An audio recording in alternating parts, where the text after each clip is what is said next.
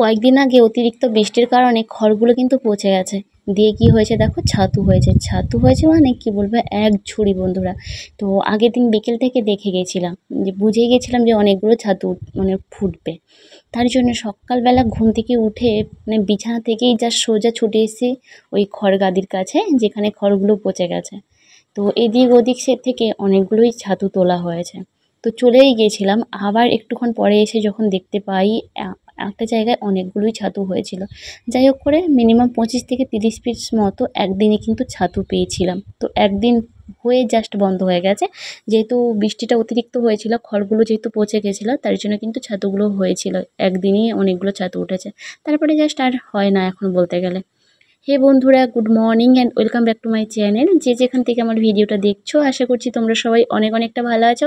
আমরাও অনেকটা ভালো আছি। দেখো না, সোজা ঘুম থেকে উঠেই চলে এসেছি ছাতু তুলতে। ছাতু তুলে রেখে দিয়ে তারপরে যাব বাসি ঘরে কাজবাজগুলো করবো। মানে কিছুই হয়নি, মা তো ঘরে নেই, মা গেছে মামার বাড়িতে।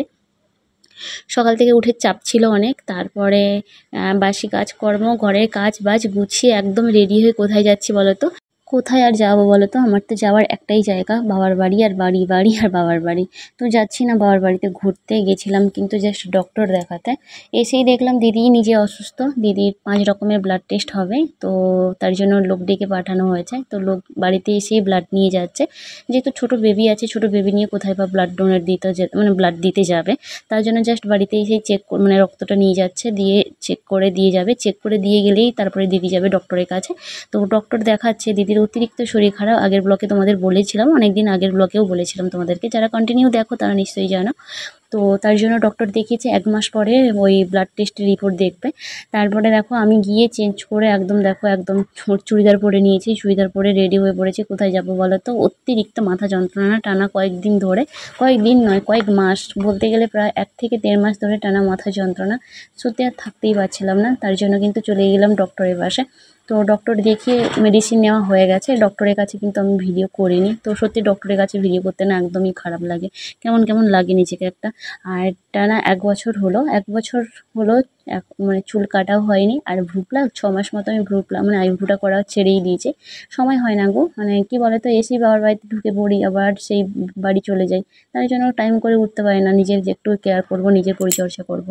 যেহেতু আমি একটু বেরিয়েছিলাম ডক্টরের কাছে, টাইম যখন পেয়েছি, আর মায়ের কাছে দাদানকে রেখে এসেছিলাম, একটু আইব্রো করলাম আর হেয়ার কাটিং করলাম। তো ওখান থেকে এসে আর ভালোই লাগেনি ব্লগ শেয়ার মানে আমি আর ভিডিও শ্যুটই করতে ভুলে গেছিলাম। দুপুরে খাওয়া দাওয়া করে সন্ধেবেলা এখন বাদাম ভাজা করা হচ্ছে।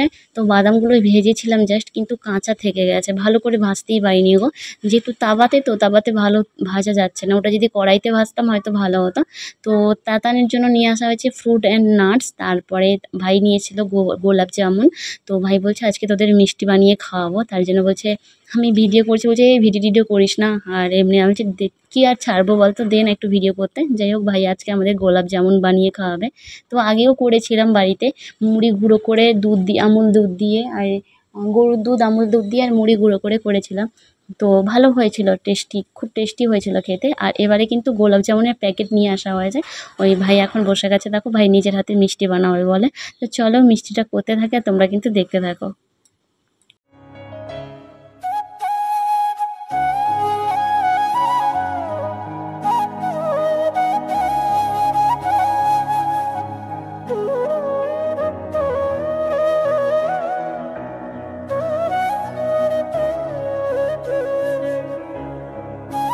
ভাই ওইদিকে দেখো ওই প্যাকেট থেকে গুঁড়োগুলো বের করে মানে জল দিয়ে ভালো করে মেখে দিয়েছে।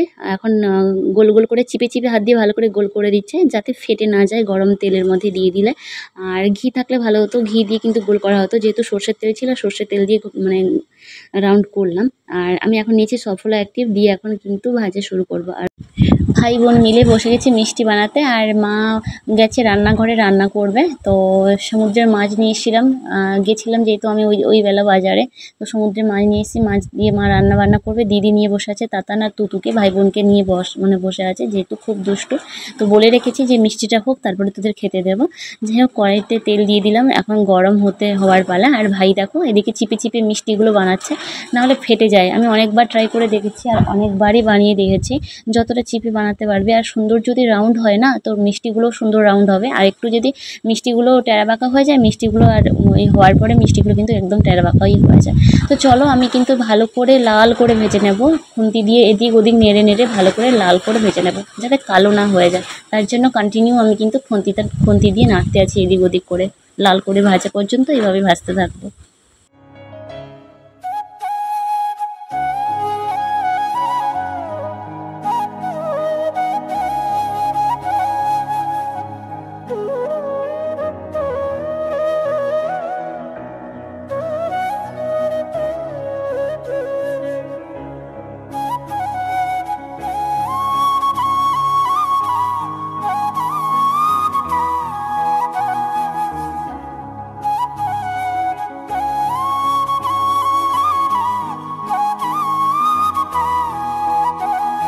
ওইদিকে মিষ্টিগুলো ভাজছি আর এদিকে বানাচ্ছি সিরাপ। তো দিয়ে দিচ্ছি মানে পরিমাণ মতো জল দিচ্ছে, আর জলটা গরম করে সিরাপ বানাবো এদিকে। আর এদিকে মানে ভেজে ওই যে গোল করে বানানো মিষ্টিগুলো তেলের মধ্যে সব ভেজে নেব।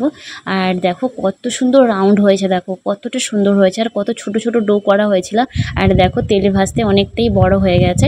এরপরে মিষ্টি রসে যখন মানে ওই সিরাপের মধ্যে দেওয়া হবে দেখবে তাহলে আরও কতটা না বড় হয়ে যাবে। তো যাই হোক চলো এখন একটা একটা করে সব মিষ্টিগুলো এইভাবে ভেজে নিই, আর ওইদিকে কিন্তু আমি করে নিচ্ছি সিরাপটা। তো চলো দেখতে থাকো।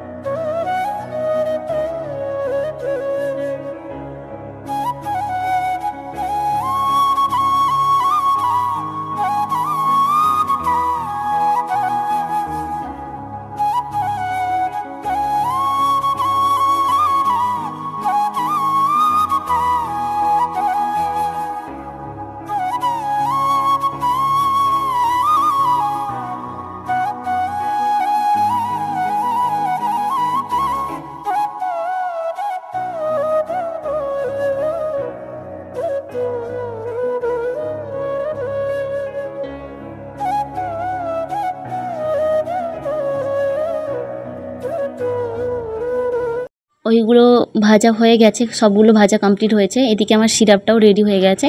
তো হাতে চেক করে দেখে নিয়েছি, তার লাগবে মানে হালকা চিটালো ভাব থাকবে। তো একটু ঠান্ডা হয়ে যাওয়ার অপেক্ষা, মানে জাস্ট হালকা হালকা গরম থাকবে। ওর মধ্যে কিন্তু আমি সব মিষ্টি ভেজে রাখা মিষ্টিগুলো এবার দিয়ে দেবো, দিয়ে রেখে দেবো। এখন আজকে আর খাবো না, যেহেতু অনেকটা রাতও হয়ে গেছে। আর সন্ধ্যের সময় সবাই মুড়ি মাখিয়ে খেয়েছি, আর সঙ্গে সঙ্গে তো চিনি রসে তো মানে ওই রসগুলো তো মিষ্টির মধ্যে ঢুকবে, তার জন্য রেখে দেবো। তো সকালবেলা একদম শেয়ার করবো তোমাদের সাথে তো মিষ্টিগুলো কেমন হয়েছে না হয়েছে। যে মনে হচ্ছে সিরাপটা কম হয়ে যাবে, জানি না কি হয়। তো চলো এভাবে ঢাকিয়ে রেখে দেবো আজকের জন্য, দেখাবো তোমাদেরকে কালকে মিষ্টিগুলো কেমন হয়েছে আর কতটা টেস্টি হয়েছে সবটাই তোমাদের সাথে শেয়ার করব। তো চলো এভাবে আমি রেখে দিই মিষ্টির রসের মধ্যে চুবিয়ে।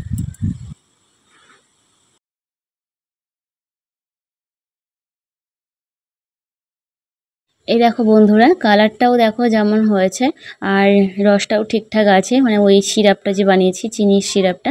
তো এখন আপাতত দেখছি এখনও পর্যন্ত মিষ্টিগুলো চুবানো আছে, জানি না শর্ট হয়ে যাবে কিনা সিরাপটা। তো এইভাবে দেখো পুরো দোকানের মতো পারফেক্ট লাগছে। তো যাই হোক মা ওইদিকে দেখো রান্না করবে, মাছ বের করেছে বিভিন্ন রকমের সমুদ্রের মাছ। তো বিভিন্ন রকমের মাছ নিয়ে চলে এসেছিলাম। নতুন রান্নাঘর লঞ্চ হয়েছে, মানে এখনো কমপ্লিট হয়নি, তো চলছে এখনো কাজ। তো এবারে এসে দেখলাম যে নতুন করে রান্নাঘর করেছে। যে রান্নাঘরটা ছিল সত্যি বলতে এতটাই মানুষের সংখ্যা বেড়ে গেছিলো, দুটো মেয়ে দুটো জামাই সবাই বাড়িতে পৌঁছে গেলে আর রান্নাঘরে মা বসে থাকে রান্না করে, আমরা তো সবাই চলে আসি। তার জন্য রান্নাঘরটা না অনেক খুবই ছোট হয়ে গেছিলো। এবারে জাস্ট একটু বড় করেই বানানো হয়েছে, এখনো ফিটিং হয়নি। তো পুরো দেখো মাটি ফাটি ফেলানো হয়েছে এখনো। তো তাও মা এখানে রান্না করে নিচ্ছে, যেহেতু উনুনটা করা আছে, উনুনের মধ্যে তাড়াতাড়ি করে রান্না হয়ে যায়, দুটো উনুন মানে দুটো মুখ। তো তার জন্য মা দেখো এখানে রান্না করছে, এখনো ফিটিং হয়নি, যদিও ফাঁকা হয়ে আছে চারিপাশে এখনো।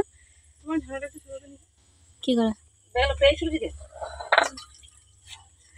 আজকে হবে সমুদ্রের মাছের ঝাল হবে আর মাছের ভাজা হবে। পিঁপড়ের দল কিভাবে আসছে দেখো, পিঁপড়ে যেখানে যাবো পিঁপড়ে। তো চলো রান্না বান্না হয়ে যাক এখন। মা ওইদিকে বসে বসে মশলা বানাচ্ছে। তো তোমাদের তো বলেইছিলাম বেশি কিছু হবে না, মাছ ভাজা আর আলু দিয়ে মাছের ঝাল দেওয়া হয়েছে। আর সন্ধ্যেবেলা অল্প করে মুড়ি খেয়ে নিলে না রাতে একদমই খিদে পায় না, তার জন্য অল্প একটুখানি ভাত নিয়ে বসে পড়েছি খেতে। আর তোমরা কি করছো এই সময় অবশ্যই কমেন্টস করে জানিও। আর যারা যারা আমার চ্যানেল নতুন প্লিজ চ্যানেলটাকে সাবস্ক্রাইব করে পাশে থেকো। তো চলো আজকে মতো টাটা বন্ধুরা।